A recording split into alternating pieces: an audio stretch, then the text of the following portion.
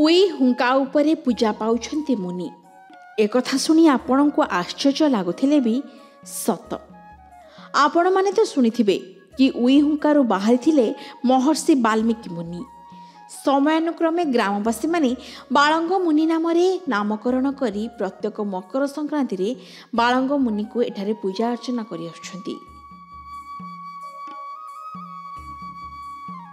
बालेश्वर जिला सोरो ब्लॉक बाळंग ठारे प्रति वर्ष पुराण प्रसिद्ध मेला आरंभ होइथाय।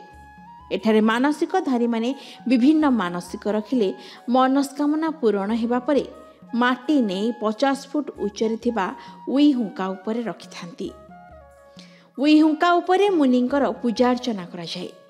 लंबा धाड़ी रे भक्त माने जाई 50 फुट उच्चतारे थिबा बाळंग मुनि को पूजा अर्चना करिबा सहित भोगराग करिथांती। भक्त माने जहाँ मानसिक रखती बाळंग मुनि पूरण करिथांती बोली विश्वास रही।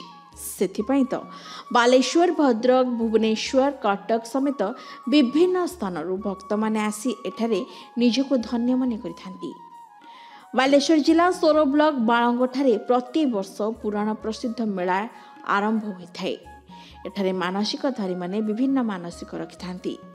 विराट जंगल घेरा मध्य थिबा उई हुंका बेश मनोरम सहित एहार पुरातन कथा शुणिबाकू भारी भल लगे। पुराण कथा अनुसार जंगल भितर महर्षि वाल्मीकि एठारे उई हुंकारु बाहरी थिबा बेले धड़ा बाघ बाहरी एठारे खेलंती।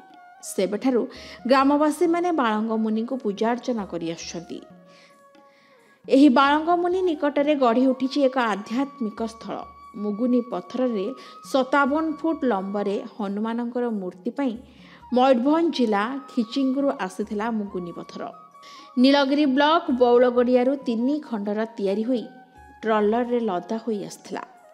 वर्तमान एहार कार्य संपूर्ण होई नथिबा बेले एही मुगुनी पत्थर रे तैयारी मूर्ति विश्व रे केउठारे नथिबार अमूल्य कुमार बेहरा बड़ भाई निर्मल कुमार बेहरा प्रकाश करछंती। आहुरी मध्य हनुमान मूर्ति सहित राम लक्ष्मण सीता लक्ष्मीनारायणकर अनंत शयनर मूर्ति काम चलुथिबार सूचना दैछंती। एहा एक देवस्थान हेबो बोली अंचलवासी प्रकाश करछंती।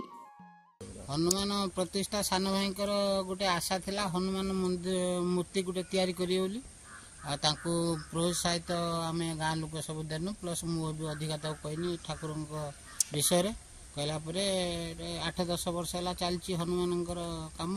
बाळंग मुनि माने एठी माने वाल्मीकि आश्रय थिला एवं यह समुद्र उपकंठ थिला।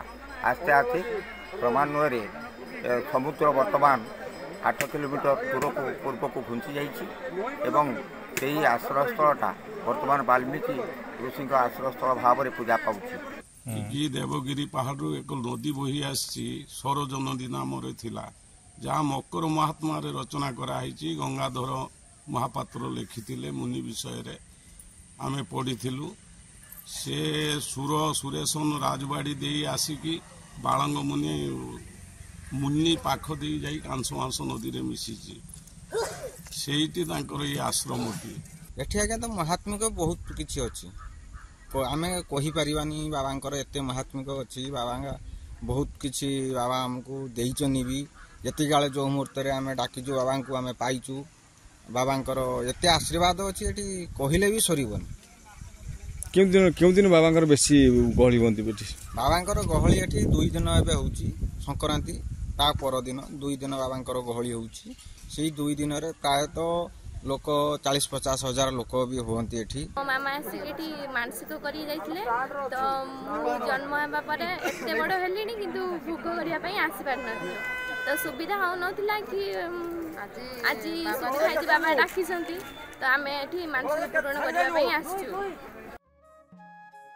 सतरे एही स्थानर महात्म्य दिनकू दिन वृद्धि पाउछि। एपटे दस्यु रत्नाकर मरा मरा जपी राम जपिबा परे उई हुंकारु एठारे वाल्मीकि ऋषि हेबा घटना को एड़ाई दिया जाई न पारे। पौराणिक किंवदंती बहन करुवा बाळंग मुनि क्षेत्र दिने तीर्थ क्षेत्र पालटिबाकू जाउछि।